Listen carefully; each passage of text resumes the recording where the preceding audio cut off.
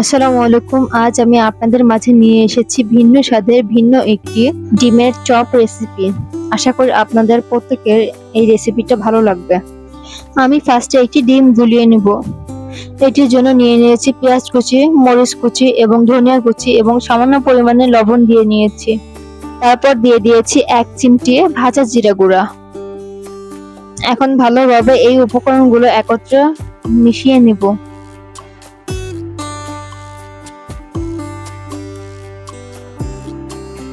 তারপর আমি হাতের সাহায্যে সুন্দরভাবে ডলে ডলে মাখিয়ে দিচ্ছি।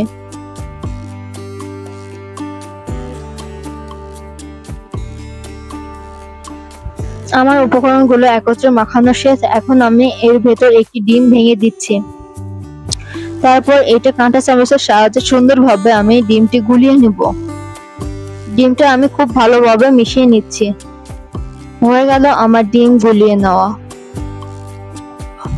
এখন আমি একটি পাত্র নিয়েছি এবং এতে আমি হাফ কাপ দিয়ে দিয়েছি বেসন এবং দিয়ে দিয়েছি 1/3 কাপ চাউলের গুঁড়ো, দিয়ে দিচ্ছি ধনিয়া কুচি এবং দিয়ে দিচ্ছি 1 চিমটি লবণ এবং দিয়ে দিচ্ছি আমি মরিচের গুঁড়া, দিয়ে দিচ্ছি হলুদের গুঁড়া। এখন আমি 1 কাপ পানি দিয়ে ভালোভাবে ব্যাটারটি তৈরি করে নিব। সুন্দরভাবে ব্যাটারটি মাখিয়ে নিতে হবে যেন কোনোভাবে গুটি ভাব না থাকে এবং পানি যেন কোনোভাবে বেশি না হয়, সেদিকেও খেয়াল রাখতে হবে।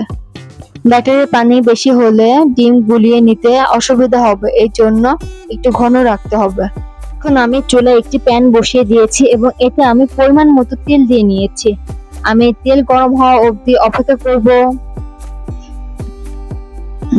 তেল গরম হয়ে আসলে আমি এর ভিতর গুলিয়ে রাখা ডিমটা ঢেলে দিচ্ছি এবং চারিদিকে হালকাভাবে ছড়িয়ে দিয়ে ডিমটা আমি ভেজে নিব।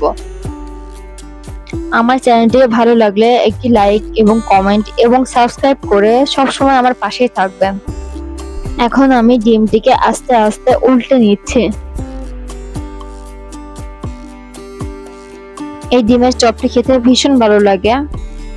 আপনারা বাসায় একটিবার হলেও খেয়ে দেখবেন এবং আমাকে কমেন্ট বক্সে অবশ্যই জানাবেন কেমন হয়েছে খেতে। এখন আমি ডিমটি উল্টে নিয়েছি। এখন আমি ডিমটা সুন্দরভাবে পিস পিস করে কেটে নিচ্ছি।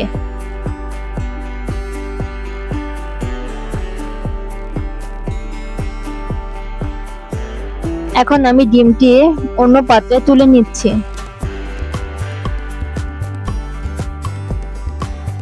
এখন আমি এই প্যানটির ভেতর পরিমাণ মতো তেল দিয়ে নিব এবং তেলটি গরম না হওয়া অবধি অপেক্ষা করব।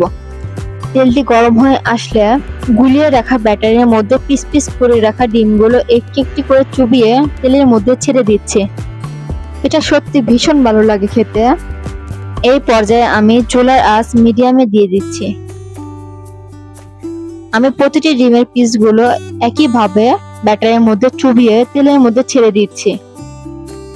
খুব সাবধানে এই কাজটি করতে হবে যেন কোনোভাবে তেল ছিটে না আসে। এখন আমি ডিমের চপগুলা উল্টে দিচ্ছি। রান্না করতে আসলেই আপনাদের কথা ভীষণ মনে পড়ে, এই জন্য প্রতিটা রান্নায় আপনাদের সঙ্গে আমি শেয়ার করি। প্লিজ আমার চ্যানেলটিকে সাবস্ক্রাইব করে পাশে থাকবেন।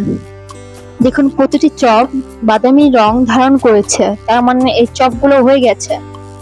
এখন আমি অন্য পাত্রে পরিবেশন করতে পারবো। এটা খেতে যেমন সুস্বাদু তেমনই ক্রিস্পি। আশা করি আজকের রেসিপিটা আপনাদের অনেক ভালো লেগেছে। আবারও আপনাদের মাঝে ফিরে আসবো অন্য কোনো রেসিপি নিয়ে। ততক্ষণ অবধি ভালো থাকবেন, সুস্থ থাকবেন। আসসালামু আলাইকুম।